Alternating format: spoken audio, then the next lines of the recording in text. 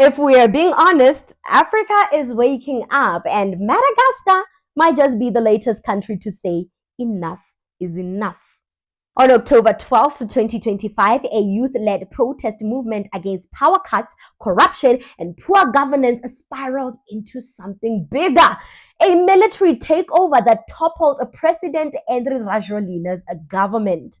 By October 17th, Colonel Michael Randrianirina was sworn in as the new president of Madagascar, and like clockwork, the African Union rushed to suspend Madagascar, calling it an unconstitutional change of government. But here's the question no one is asking. Why does the African Union move fast to punish countries that stand up against internal abuse, but stay silent when African people are being starved, bombed, and exploited?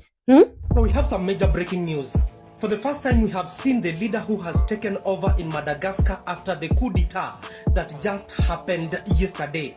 Just for context, for those who do not know what is happening in Madagascar, the people in Madagascar went to their streets to protest because there was no water and electricity in Madagascar. And you won't believe that their president decided to send police who unalived 20 people, 20 young youth. And when the president called the army decided to overthrow the government. In fact, the army joined the protesters in their streets and they decided to protest together.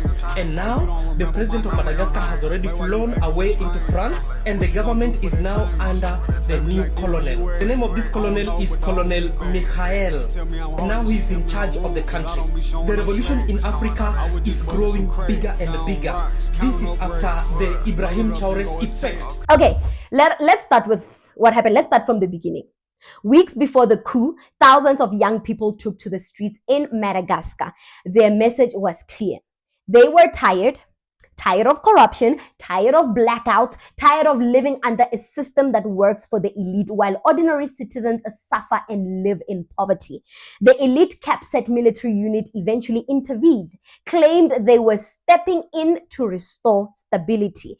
President Rajoelina fled to France, and within days, Colonel Randrianirina took over the presidency. The African Union quickly condemned it and suspended Madagascar from all its activities. Western media, including Reuters, AP, and The Guardian, called it a military coup and questioned whether democracy in Africa is collapsing. But here's the truth. People didn't rise up because they hate democracy. They rose up because they were tired of fake democracy, the kind that protects politicians and not citizens. Now, let's talk about the African Union and its hypocrisy. Where was the African Union when Sudan descended into famine and millions fled their homes? Where was the African Union when the DRC was plunged into a war and foreign-backed militias looted its minerals? Where is the African Union when African leaders oppress their own people under the watch of Western corruptions or Western corporations? But the moment a country like Madagascar or Burkina Faso decides to stand up, suddenly the AU finds its voice. Suddenly, unconstitutional change becomes the issue. Let's be real. The African Union doesn't serve African interests anymore. It acts like an extension of the European Union, a political body that exists to maintain Western control over African nations through rules and sanctions that only apply when Africans reclaim their power. If the African Union truly cared about constitutional order, it would also care about economical order, food sovereignty, and freedom from neocolonialism, but it doesn't. It doesn't. So you ask yourself, where exactly are these people standing? Do you know why? Because all of them in the African Union, majority are power gripped. So their interest is to protect each other, not the people. And somebody will be asking, what was the response of this man? He said, look, he's open to dialogue with them. He doesn't have any problem. He's open to dialogue and he's waiting for the Southern African Development Community and the members of the panel and people that they send to come and dialogue with them. They are open to dialogue, so they should come. And he's explaining to them that it is not coup d'etat. The country is already in clash, so we just came in to save the country. African Union, you are supposed to approach these people and understand the situation before even pulling out your, I don't want to use that word. You're not supposed to pull that suspension. You're supposed to go in. What is going on? How can we solve the problem? What are the issues to be that we need to hear?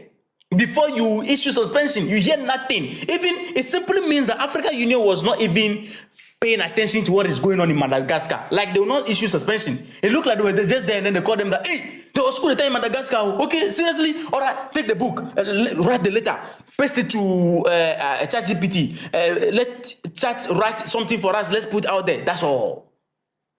And they issue suspension.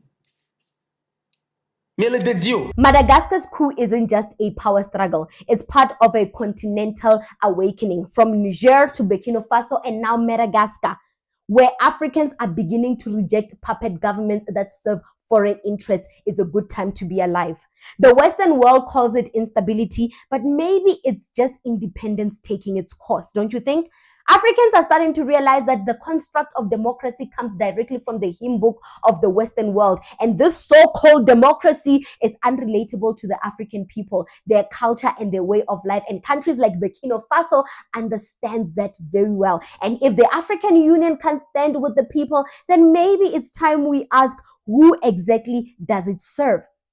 So here's the real story, guys. Madagascar didn't fall. It stood up. And while the world calls it a coup, many Africans are starting to call it something else, a correction. Like, honestly, the AU really pissed me off. The African Union is an extension of the European Union and looking out for the proxies of the Western world into Africa. It's looking out for the financial, economical interest of the Western world in Africa. Anything at this point, anything that the African Union say, I'm not going to take serious. They are quiet. Sudan right now, they're suffering from hunger, famine, the worst of its kind. And it's been years since Sudan has been suffering like this. Where's the AU and the big mouth? They're quiet. The African Union is quiet, watching. But the moment a country stands up for itself, stands up against internal abuse, stands up against corruption, a corruption that is constructed by democracy, by the way, suddenly the AU finds its voice, suddenly the African Union finds its voice. By the way, before working for the African Diaspora News Channel, I didn't even know what there's a union called the African Union here in Africa. I never knew of that. I'm only realizing now as I start to work on this platform. So it says a lot about their engagement, their activity. It says a lot about their voice. It's very selective when it comes to justice. It's very selective. It's very selective when it comes to advocating for the rights of Africans. Very selective, the African Union.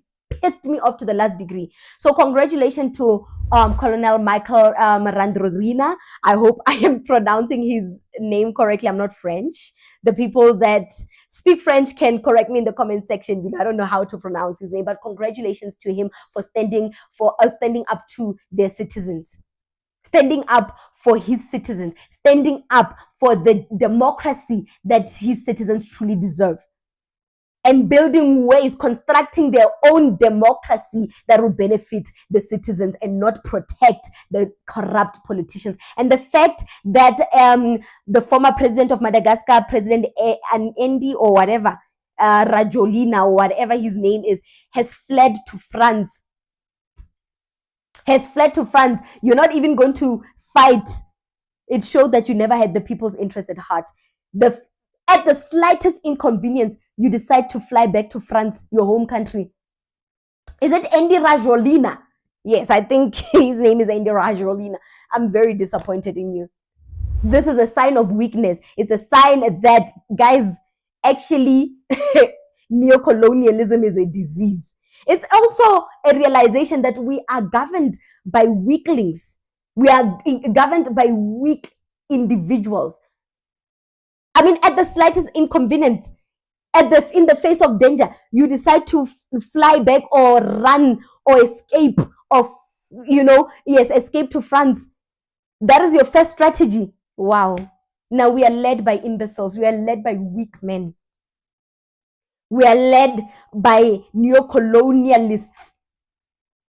And the time for Africa to wake up is now. I mean, clearly you can see that we no longer have leaders in power. We have white monopoly stooges, the puppet of the West in place. That's what we have. We don't have leaders. We have monopoly stooges that are here to protect the interests of the Western world, the proxy of the Western world in Africa. Yeah, no. The first thing you do is run to France in the face of danger, leaving your people behind. That's scary. That is scary. You're a weak man. You're a weak man. You can never tell me anything, but I'm really disappointed in the African Union. I am really all these decades they were acting as mute mouses, but the minute someone stands up for true justice for its people, now they want to bark like dogs. Can we disband in this African Union? It's just a waste of money, waste of resources, waste of capital. We don't need such. As far as I'm concerned, the African Union is an extension of the European Union and is there to safeguard their masters' economical interests or proxies in our continent. Is the reason why we keep finding ourselves in poverty. Is the reason why we are called third world country or third world continent, yet we are the richest continent in the world. But congratulations to Michael. I like leaders that rise through a coup. Sadly, I can't say the same to South Africa. We are still very, very much uneducated. We don't know what is happening politically in this country, and our proximity to whiteness and the comfort it brings makes us seem like we are the best in Africa. But we know that the Africa's economy or South Africa's economy is a white person's economy, and is the reason why Black South Africans can flaunt and pretend like they're better than other Africans, when in reality is the proximity to whiteness that provides this comfort. That's why there'll never be a coup. But that's a chat for another day. What do you think about this segment? I know I am happy. Comment to me in the comment section below. Don't forget to like and share the broadcast. Subscribe to my YouTube channel. It's called The Native Talk. The link is in the description box below. But until then, see you next time.